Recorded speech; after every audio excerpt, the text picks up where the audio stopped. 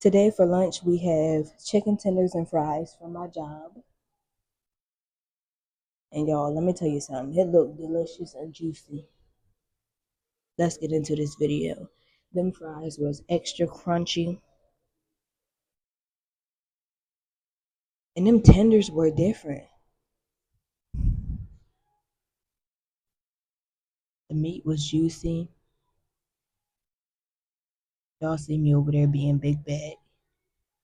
And I got my ranch and my barbecue sauce as well because, honey, I got to have that. Well, I'm not going to be able to eat my chicken tenders and fries without my sauce.